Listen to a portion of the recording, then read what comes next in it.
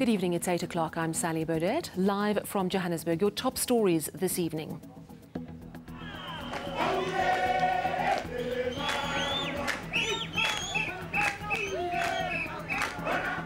Supporters of the Please Call Me inventor say he deserves billions. The mobile operator says their offer is more than fair. More Bosasa executives testify at the Zondo Commission, dropping more high-profile names allegedly involved in dodgy dealings. And shockwaves in Worcester as a woman appears in court over the abuse of 12 children who were chained up in a container. The row over how much money Vodacom owes the Please Call Me inventor continues to grow. Now, the telecoms giant has profited from Nkosana Makate's idea. His supporters today descended on the company's head office, calling for him to be paid tens of billions of rand. But Vodacom says their current offer is more than generous. Our reporter John Bailey has the latest. Between 7 billion and 70 billion rand.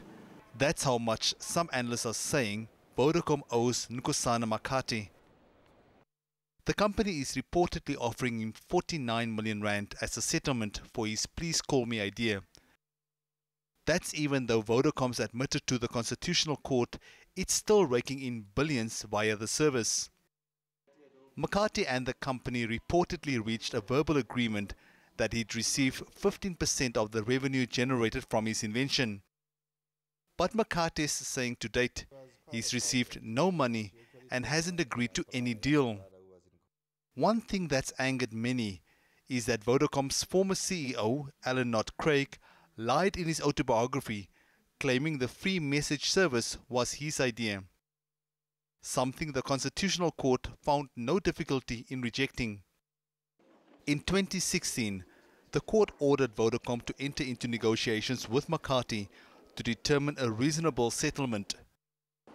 Despite extensive talks lasting nearly a year and a half, the two parties couldn't come to terms. The court then ruled it was up to Vodacom's CEO to make a determination. But the rumoured 49 million rand on offer has been rejected. The determination of the CEO, from my perspective, was considerably generous. And I think he was brave and had courage to make a determination. Makate is now taking the matter back to court. Civil society and some politicians continue to show him strong support. John Bailey, Johannesburg. To Worcester now, and what appears to be a horrifying case of mass child abuse.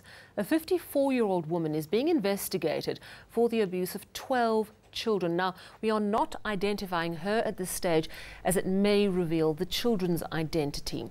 The Western Cape Department of Social Development says she's the mother of one of the 12 children and the other children seem to have been placed in her care. The children are aged between 2 and 16. They were found chained and tied up in a container outside Worcester last week. They've now been moved to a place of safety. The department says they've had medical checkups and their parents have been contacted. The suspect will appear in court again on February the 13th. This after the case was postponed this morning for further investigation. Moving to the northwest now, and the two men who killed 16-year-old Matlomola Moshweo allegedly over a stolen sunflower are pleading for a lenient sentence. Today their lawyers put forward arguments in mitigation of sentence. Malungelo Boy reports on a crime that has torn the town of Kolini apart. Matlomola Moshweu died after he was thrown from a moving bakkie near Kolini. Peter Dorvald's lawyer says the crime was not racially motivated. She believes the court must acknowledge he was not the one who threw Moshweu from the vehicle.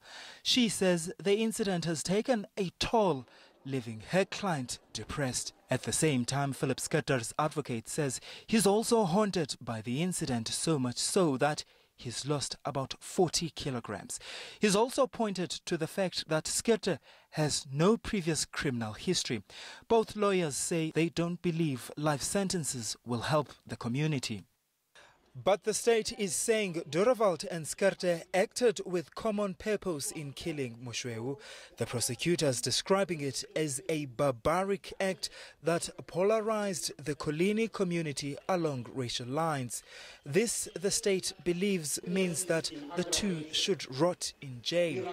It says the fact that the two accused lied in court means they can't be rehabilitated.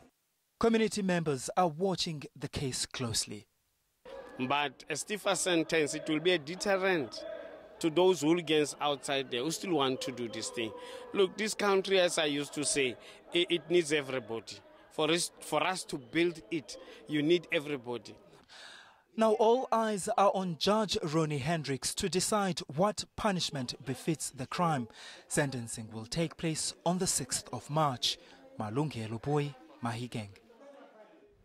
The State Capture Inquiry has heard another list of names of people involved with Bosasa, the facilities management company that holds multiple government contracts.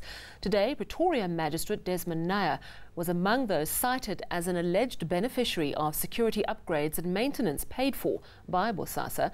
Now, he is meeting his lawyer tomorrow. Nair's name joins those of 2 sitting ministers, a deputy minister, the former chair of SAA's board and an ANC MP. Here's Aaron Bates. Both witnesses who appeared before the Zondo Commission on Thursday did so after being issued summonses. Richard Leroux is currently employed at an IT subsidiary of what was Bosasa. He claims that Gavin Watson threatened him and his daughter Lindsay Watson pressured him into only implicating Angelo Agrizzi in the establishment of a special projects unit. We were not allowed to wear any uniform. We had to wear civilian clothing. Okay. So that nothing, not even the vehicles could get pointed back to Sondolo IT, at all the Bosasa group. Leroux rattled off a list of names of people he claims received upgrades and maintenance to security systems at their personal homes, all paid for by Bosasa. They include Minister Gwede Mantashe, Minister Nomvula Mokonyane, former SAA Chair Dudu Myeni and ANC MP Vincent Smith. But perhaps most alarming and unfamiliar was the name of a magistrate. A Mr. Desmond Nair. At whose instruction? Trevor Matenja instructed Angelo Agrizzi, who instructed me. Leroux also testified that he received instructions to destroy video footage of VIPs and VVIPs. I had seen the then President Jacob Zuma, accompanied by Dudu Myeni and Becky Clearly. I had to wait until the visit was finished, and I had to clear the database then and there. After Leroux came Leon Fantonder, who used to work at IT for Bosasa and some of its subsidiaries. Fantonder, who is the younger brother of the company's former CFO, testified that he, under duress, destroyed documents. The documents I had to search for was documents that was related to the Bosasa or related to the tenders that was awarded to Bosasa by the Department of Correctional Services. With these 2 witnesses' testimony, there are now 5 versions before the Zondo Commission implicating Bosasa in allegations of fraud, corruption, money laundering and, yes, state capture. And it's expected there'll be more of the same on Friday at 10 when a new witness takes the stand. Erin Bates, Johannesburg. And if you're wondering why the mounting testimony about corruption emerging from the Zondo Commission is not leading to immediate prosecution or at least arrests, perhaps another commission can help answer that. The Mokgoro inquiry is probing suspended advocates Nomgcobo Jiba and Lawrence Mkhwebi, and in the process seems to be uncovering just how dysfunctional the National Prosecuting Authority really is. No doubt this is top of mind for incoming NPA boss Shamila Batoy, who starts tomorrow. Here's Gervin Whittles on today's testimony from Deputy NPA head Willie Hofmeyer. Willie Hofmeyer is so far the most senior NPA official to testify against Nomgcobo Jiba and Lawrence Mkhwebi. He says it appears as Jiba and Mkhwebi had been trying to sabotage the NPA's work. It's incredibly difficult to have people working in the organization who, at the end of the day, are either spying on the organization to give information to accused people or trying to sabotage its work in various ways. He's told the inquiry Jiba and Mkhwebi supported former National Police Commissioner Jackie Selebi's bid for a stay of prosecution. That application ultimately failed. Hofmeyr is also accusing Jiba of being involved in a plot to target high-ranking police officers and prosecutors. Something he says that was also taken up by former NPA boss Shaun Abrams. I think my problem is that once you start manipulating the outcome of cases to please politicians, that ends up being a disaster for the NPA, as we have seen over the last few years. The inquiry has now formally requested Abrams to appear and respond to Hofmeyr's claims. Govin Whittles, Centurion. Still ahead on eNews, the death toll from the Brazil dam tragedy has now risen to 99 and more than 250 people are still missing. And in business, the rand has clawed back its way up to a 7-month high. We'll look at some of the major drivers.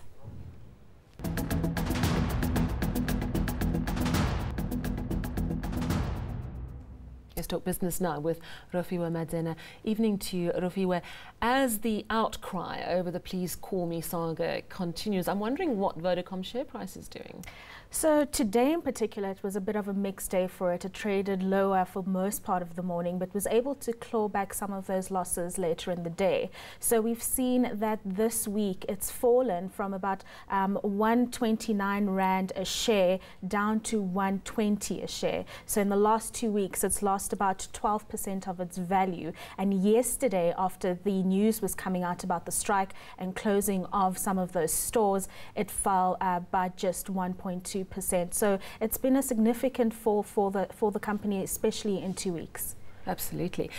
Staying with mobile operators, some good news coming from MTN for their customers. They're cutting their bundle rates. I'm wondering why they're doing that now, if they're capitalizing a little. I would think. Strategic, I would think, as Vodacom users want to move to alternative mobile providers. But yes, they are cutting their out-of-bundle data rates. So if you're a prepaid customer, you're now going to be paying 29 cents per megabyte for the data that you buy. And if you're buying a bundle, you'll be paying 49 cents per megabyte, and it's a significant milestone given that data fees must fall has been such a big talking point in the country. So we go, and the CEO attributes this to a really good conversation that's happening between government, ICASA and the mobile network operators in terms of opening up that spectrum. So it's getting slowly better, but slowly. What's not getting slowly better, it seems, is the coal situation for Eskom. I thought we were through the coal crunch. It seems 3 power stations are now in crisis. No, absolutely not. So Eskom today put out an announcement. The COO actually said they've got less than 10 days of coal available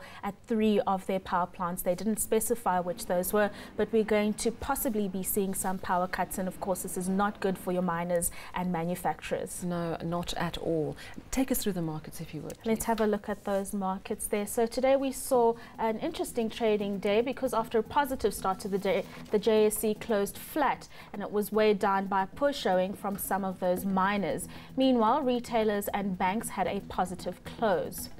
On the commodities front, the oil price continues to rise and it's set to end the month by posting the biggest January gain on record. Gold was also up as it remains the safe haven asset, while platinum remains below $900 US.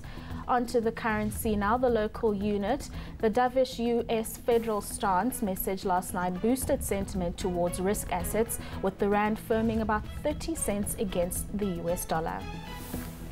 Thank you very much, Rofiwe. Thank you. Let's move to international news now. And the United States continues to battle freezing weather in some parts of the Midwest. Temperatures have dropped as low as minus 41 degrees Celsius. A blast of icy polar air has been responsible for at least 12 deaths now. Railways, to try and keep trains moving, have had to ignite tracks with flames to stop those tracks from shrinking in the extreme cold that is being experienced in America at the moment. The The death toll in the Brazil dam collapse has risen to 99. It's estimated 259 people still missing. The dam burst at an iron ore mine owned by mining giant Vale. Now, the dam rupture caused a mudslide, releasing torrents of mining waste that has ripped through a nearby community. Meanwhile, Brazilian authorities have arrested 5 people in connection with the disaster. 3 of them are Vale employees. The European Union Parliament has recognized Juan Guaidó as Venezuela's interim president. The Parliament is the first European institution to do so and has called on others to follow suit to deliver a strong, unique European position. Guaidó announced himself as acting president, directly challenging President Nicolas Maduro, who is serving his second 6-year term in office. Now, as the tides change, South Africa is still sticking to its position, recognizing Maduro as the country's rightful president. Now, after the break, we're going to go to our weather centre with Joel standing by, and then lanterns illuminate the sky in China ahead of the Chinese New Year.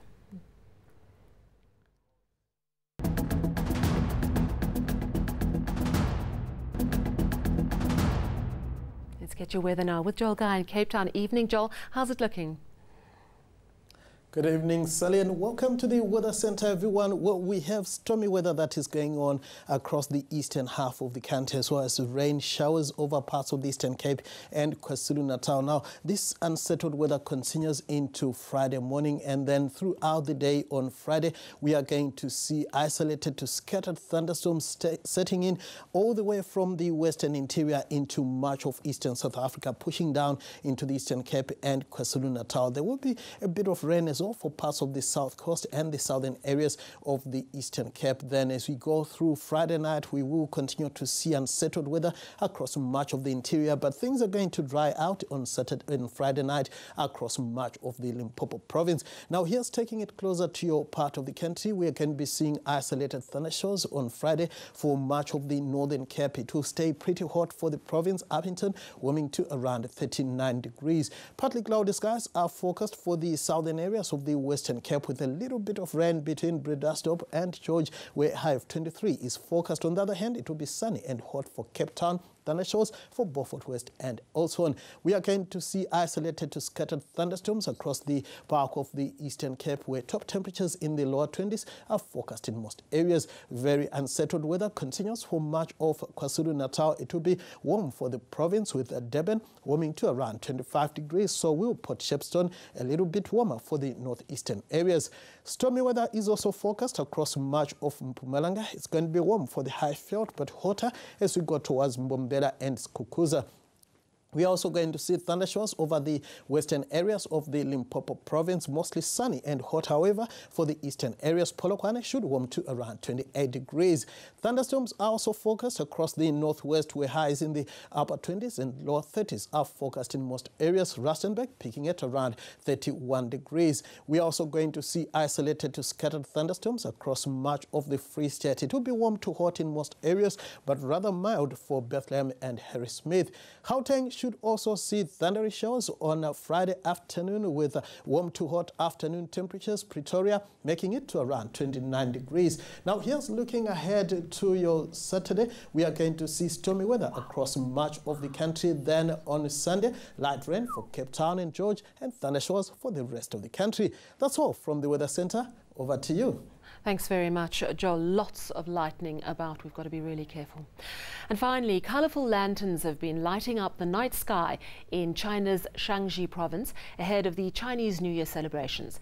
Locals and tourists have been flocking to the small county to see the lanterns, which come in all different shapes and sizes. The Chinese New Year will be celebrated on the 5th of February. Isn't that beautiful? And let's recap your top story this evening. Supporters of the Please Call Me inventor say he deserves billions. The mobile operator says their offer, rumoured to be around 49 million rand, is more than fair. From me and the team, it's a very good night.